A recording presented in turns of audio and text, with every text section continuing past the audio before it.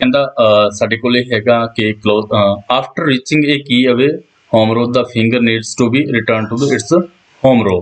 ਸੋ ਜਿੱਦਾਂ ਉਹ ਦੱਸ ਰਿਹਾ ਹੈਗਾ ਕਿ ਜਿਹੜੀ ਆਪਾਂ ਇੱਕ ਫਿੰਗਰ ਦੇ ਉੱਤੇ ਜਿੱਦਾਂ ਸਪੋਜ਼ ਕਰੋ ਜੇ ਤੇ ਰੱਖਿਆ ਹੋਇਆ ਹੈਗਾ ਆਪਣਾ ਰਾਈਟ ਹੈਂਡ ਸਾਈਡ ਦੀ ਪਹਿਲੀ ਫਿੰਗਰ ਕਿੱਥੇ ਜਾਊਗੀ ਸਾਡੀ ਜੇ ਦੇ ਉੱਤੇ, ਤਾਂ ਉਹੀ ਜੇ ਦੇ ਉੱਤੇ ਜਿਹੜੀ ਹੈਗੀ ਹੈ ਤਾਂ ਜੇ ਆਪਾਂ ਨੇ ਯੂ ਪ੍ਰੈਸ ਕਰਨਾ ਹੈਗਾ ਉਹੀ ਫਸਟ ਫਿੰਗਰ ਆਪਣੀ ਯੂ ਦੇ ਉੱਤੇ ਜਾਊਗੀ। ਧਿਆਨ ਨਾਲ ਦੇਖੋ ਯੂ ਦੇ ਉੱਤੇ ਜਾਊਗੀ ਨਾ, ਮੈਨੂੰ ਲੈਫਟ ਹੈਂਡ ਸਾਈਡ ਨਹੀਂ ਯੂਜ਼ ਕਰਨ ਦੀ ਲੋੜ, ਮੇਰੇ ਰਾਈਟ ਹੈਂਡ ਸਾਈਡ ਦਾ ਹੀ ਜਿਹੜਾ ਹੈਗਾ ਰਾਈਟ ਸਾਈਡ ਹੈਂਡ ਦੀ ਜਿਹੜੀ ਫਸਟ ਫਿੰਗਰ ਹੈਗੀ ਹੈ ਉਸ ਦੇ ਨਾਲ ਮੈਂ ਜੇ ਪ੍ਰੈਸ ਕਰਾਂਗਾ ਤੇ ਉਸੇ ਦੇ ਨਾਲ ਮੈਂ ਯੂ ਪ੍ਰੈਸ ਕਰ ਸਕਦਾ, ਤੇ ਯੂ ਨੂੰ ਪ੍ਰੈਸ ਕਰਨ ਤੋਂ ਬਾਅਦ ਉਹਨੇ ਕਿੱਥੇ ਆ ਜਾਣਾ ਫਿਰ ਜੇ ਦੇ ਉੱਤੇ ਆ ਜਾਊਗਾ, ਤੇ ਇਸੇ ਤਰੀਕੇ ਨਾਲ ਉਹਨੇ ਨੀਚੇ ਐਮ ਦੇ ਉੱਤੇ ਵੀ ਆ ਜਾਊਗੀ, ਐਮ ਤੇ ਜਾ ਕੇ ਫਿਰ ਉਹ ਉੱਪਰ ਜੇ ਤੇ ਚਲੀ ਜਾਣੀ ਹੈਗੀ ਹੈ। ਸੋ ਇਸ ਫਿੰਗਰਾਂ ਨੂੰ ਰੱਖਣਾ ਆਪਾਂ ਇਸੇ ਪੋਜੀਸ਼ਨ ਤੇ ਹੈਗਾ ਤੇ ਰੱਖਣੀਆਂ ਇੱਥੇ ਨੇ ਤੇ ਇੱਥੋਂ ਹੀ ਘੁਮਾਉਣਾ ਉਹਨਾਂ ਨੂੰ ਸਾਰਿਆਂ ਨੂੰ। ਤੇ ਨੈਕਸਟ ਆਪਾਂ ਵੇਖਦੇ ਹਾਂ ਕੀ ਕਹਿੰਦਾ ਹੈ। Most people use their right thumb for the space bar. Left thumb people maybe find it easier to use their left thumb. Whichever thumb you decide to use, stick with the never use both thumb. So ਇਹ ਤੁਹਾਡੀ ਇੱਛਾ ਹੈਗੀ ਹੈ ਕਿ ਜਿਹੜਾ ਉਹ ਕਹਿਣ ਦੀ ਕੋਸ਼ਿਸ਼ ਕਰ ਰਿਹਾ ਕਿ ਜਿਹੜੀ ਸਪੇਸ ਬਾਰ ਦੇ ਲਈ ਤੁਸੀਂ ਆਪਣਾ ਰਾਈਟ ਹੈਂਡ ਸਾਈਡ ਦਾ ਅੰਗੂਠਾ ਪ੍ਰੈਸ ਕਰਨਾ ਜਾਂ ਫਿਰ ਲੈਫਟ ਦਾ, ਤੁਹਾਡੀ ਆਪਣੀ ਮਰਜ਼ੀ ਹੈਗੀ ਹੈ। ਮੈਨੂੰ ਲੱਗਦਾ ਗੁੱਡੀ ਨੂੰ ਨੀਂਦ ਆ ਰਹੀ ਹੈਗੀ ਹੈ। ਸੋ ਤੁਸੀਂ ਆਪਣੀ ਮਰਜ਼ੀ ਦੇ ਨਾਲ ਭਾਵੇਂ ਲੈਫਟ ਜਾਂ ਰਾਈਟ, ਉਹ ਕਹਿ ਰਿਹਾ ਕਿ ਦੋਵਾਂ ਦੇ ਨਾਲ ਪ੍ਰੈਸ ਨਹੀਂ ਕਰਨਾ ਹੈਗਾ, ਇੱਕ ਅੰਗੂਠੇ ਦੇ ਨਾਲ ਤੁਸੀਂ ਆਪਣੀ ਸਪੇਸ ਬਾਰ ਪ੍ਰੈਸ ਕਰ ਸਕਦੇ ਹੋ। ਸੋ ਨੈਕਸਟ ਦੇਖਦੇ ਹਾਂ ਕੀ ਕਹਿਣ ਦੀ ਕੋਸ਼ਿਸ਼, ਕਹਿੰਦਾ ਲਰਨਿੰਗ ਟਿਪਸ। ਫਿਰ ਉਹੀ ਗੱਲ ਆ ਗਈ, ਕਹਿੰਦਾ keep your eyes on the monitor. ਜਿਹੜੀਆਂ ਆਪਣੀਆਂ ਅੱਖਾਂ ਹੈਗੀਆਂ ਉਹ ਕਿੱਥੇ ਰੱਖਣੀਆਂ ਨੇ, ਮੋਨੀਟਰ ਦੇ ਉੱਤੇ। ਕਹਿੰਦਾ you will learn the key position faster if you don't peek at the keyboard when training. Keyboard ਤੇ ਨਹੀਂ ਦੇਖਣਾ ਹੈਗਾ ਤੇ ਆਪਾਂ ਕਿੱਥੇ ਦੇਖਣਾ, ਮੋਨੀਟਰ ਦੇ। If you Kant remember when a key is located, where key is located। ਕਹਿੰਦਾ ਜੇ check the keyboard picture on the screen to find. ਜੇਕਰ ਤੁਹਾਨੂੰ ਯਾਦ ਨਹੀਂ ਰਹਿੰਦਾ ਤਾਂ ਸਕਰੀਨ ਦੇ ਉੱਤੇ ਸਾਡੇ ਕੋਲ ਸ਼ੋ ਹੋਣਗੇ ਲੈਟਰਸ, ਤਾਂ ਆਪਾਂ ਥੱਲੇ ਦੇਖਣ ਦੀ ਤਾਂ ਦੇ ਸਾਹਮਣੇ ਹੀ ਦੇਖਣੇ ਹੈਗੇ ਕਿ ਲੈਟਰ ਕਿੱਥੇ ਹੈਗਾ। ਇੱਕ ਵਾਰ ਉਹਨਾਂ ਦੀ ਜਿਹੜੀ ਲੋਕੇਸ਼ਨ ਹੈਗੀ ਆ ਉਹ ਸੈੱਟ ਕਰ ਲੈਣੀ ਹੈ। ਕਹਿੰਦਾ ਕੀਪ ਰਿਸਟ ਅਪ। ਮੈਂ ਪਹਿਲਾਂ ਵੀ ਦੱਸਿਆ ਸੀਗਾ ਜਿਹੜੇ ਆਪਣੇ ਹੱਥ ਇਦਾਂ ਨਹੀਂ ਰੱਖਣੇ ਹੈਗੇ, ਉਹ ਇਸ ਤਰ੍ਹਾਂ ਰੱਖਣੇ ਹੈਗੇ ਆ। ਰਿਸਟ ਜਿਹੜੇ ਸਾਡੇ ਰਿਸਟ ਹੈਗੇ ਆ ਉਹ ਅਪ ਰੱਖਣੇ ਹੈਗੇ ਆ। ਰਿਸਟ ਮੀਨ ਸਾਡੇ ਗੁੱਟ, ਕੀਪ ਰਿਸਟ ਅਪ, ਇਹਨਾਂ ਨੂੰ ਉੱਪਰ ਰੱਖਣਾ ਹੈਗਾ।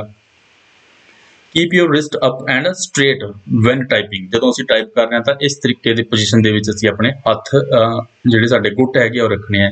Resting your wrist on the wrist, wrists on the wrist, ਠੀਕ ਹੈ।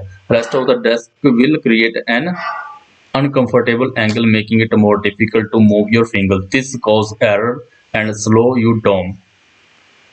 Holding your wrist too high has the same effect, increasing the tension in the shoulders. So ਬਹੁਤਾ ਹਾਈ ਵੀ ਨਹੀਂ ਆਪਾਂ ਰੱਖਣਾ ਹੈਗਾ ਉਹਨਾਂ ਨੂੰ, ਇੰਨਾ ਕੁ ਰੱਖਣਾ ਹੈਗਾ।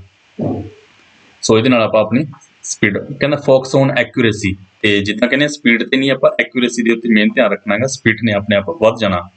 We believe that good accuracy is the building block of fluent typing। ਜੇਕਰ ਸਾਨੂੰ ਪਤਾ ਕਿ ਜੇ ਅੱਛੀ ਟਾਈਪਿੰਗ ਕਰਨੀ ਹੈਗੀ ਹੈ ਤਾਂ ਉਹ ਗਲਤੀਆਂ ਤੋਂ ਰਹਿਤ ਹੋਣੀ ਚਾਹੀਦੀ ਹੈ। ਫੋਕਸ ਔਨ ਐਕੂਰੇਸੀ, ਐਕੂਰੇਸੀ ਦੇ ਉੱਤੇ ਆਪਾਂ ਨੇ ਫੋਕਸ ਕਰਨਾ ਹੈਗਾ। So this is why you will have an accuracy target throughout the course. The speed will develop over time as you continue to train and start using the typing skill on daily basis. ਜੇਕਰ ਤੁਸੀਂ daily practice ਕਰਦੇ ਹੋ ਤਾਂ ਤੁਹਾਡੀ speed ਆਪਣੇ ਆਪ ਬਣ ਜੂਗੀ। ਤੁਸੀਂ ਧਿਆਨ ਕਿਸ ਚੀਜ਼ ਦੇ ਉੱਤੇ ਰੱਖਣਾ ਹੈਗਾ, ਐਕੂਰੇਸੀ ਦੇ ਉੱਤੇ। ਸੋ ਨੈਕਸਟ ਦੇਖੋ ਲਾਸਟ ਦੇ ਵਿੱਚ ਕਹਿੰਦਾ ਰੈਡੀ ਟੂ ਸਟਾਰਟ। ਕਹਿੰਦਾ just few more tips before moving to first exercise. ਪਹਿਲੀ ਐਕਸਰਸਾਈਜ਼ ਜਾਣ ਤੋਂ ਪਹਿਲਾਂ ਆਪਾਂ ਕੁਝ ਹੋਰ ਟਿਪਸ। ਕਹਿੰਦਾ ਰਿਲੈਕਸਡ ਪੋਸਚਰ, ਉਹੀ ਗੱਲ ਜਿਹੜੀ ਮੈਂ ਪਹਿਲਾਂ ਦੱਸ ਚੁੱਕਿਆ। ਸਿਟ ਅਪ ਸਟ੍ਰੇਟ, ਸਿੱਧੇ ਬੈਠਣਾ ਹੈਗਾ। Elbow close to the body, ਮੋਢੇ ਇੱਥੇ ਹੋਣੇ ਚਾਹੀਦੇ ਹੈਗੇ ਸਾਡੇ। Try to keep shoulder, arms and hand relaxed to avoid tension and discomfort। अपना बड़े रिलैक्स होकर बैठना है, डिस्कम्फर्ट नहीं होना है। Taking breaks, थोड़े थोड़े समय बाद तुसी ब्रेक लेंदे रहो। Take breaks between exercise to relieve tension and the regain your concentration। Don't overdo training। We recommended doing only a maximum of 2 lessons a day। Daily ਕਿੰਨੇ ਲੈਸਨ ਕਰਨੇ ਆ, ਦੋ ਜ਼ਿਆਦਾ ਹੀ ਹੈਗੇ ਆ, ਤੁਸੀਂ ਇੱਕ ਵੀ ਕਰਦੇ ਰਹੋ ਤਾਂ ਵਧੀਆ ਹੈਗਾ। Pausing an exercise, to pause an exercise click pause button, time will start running again once you resume typing. We hope you enjoy learning to touch typing with typing master pro. Typing master team. So ਇਹਨੂੰ ਕੀਤਾ okay, ਉਹਨੇ ਸਾਨੂੰ ਜਿਹੜੀਆਂ ਗੱਲਾਂ ਸਮਝਾਉਣੀਆਂ ਸੀਗੀਆਂ ਉਹ ਸਮਝਾ ਦਿੱਤੀਆਂ ਤੇ ਸਾਡਾ ਟਾਈਮ ਇੱਥੇ ਚੱਲ ਰਿਹਾ 5:05। ਸੋ ਆਪਾਂ ਇੱਕ ਕਰ ਸਕਦੇ ਹਾਂ। ਸੋ ਹੁਣ ਆਪਾਂ ਇਹਨੂੰ ਬੰਦ ਕਰਕੇ ਕਰੀਏ। ਸੋ ਇਹ ਸੀਗਾ ਸਾਡਾ ਇੱਕ ਕਿ ਜਿਹੜਾ ਟਾਈਪਿੰਗ ਟੱਚ ਕੋਰਸ ਹੈਗਾ ਉਹਦੇ ਬਾਰੇ ਇਨਫੋਰਮੇਸ਼ਨ ਸੀਗੀ। ਸੋ ਅਗਲੇ ਐਪੀਸੋਡ ਦੇ ਵਿੱਚ ਅਸੀਂ ਮਿਲਦੇ ਹੈਗੇ ਹਾਂ ਤੇ ਇੱਕ ਪ੍ਰੈਕਟਿਸ ਜਿਹੜੀ ਹੈਗੀ ਆ ਉਹ ਅਭਿਆਸ ਕਰਾਂਗੇ। ਹੁਣ ਆਪਾਂ ਅਭਿਆਸ ਦੇ ਵਿੱਚ ਕਿੱਦਾਂ ਦੀਆਂ ਗੱਲਾਂ ਹੁੰਦੀਆਂ ਨੇ ਉਹ ਆਪਾਂ ਦੇਖਾਂਗੇ। ਸੋ ਇਸ ਦੇ ਵਿੱਚ ਇੰਨਾ ਹੀ। Thank you.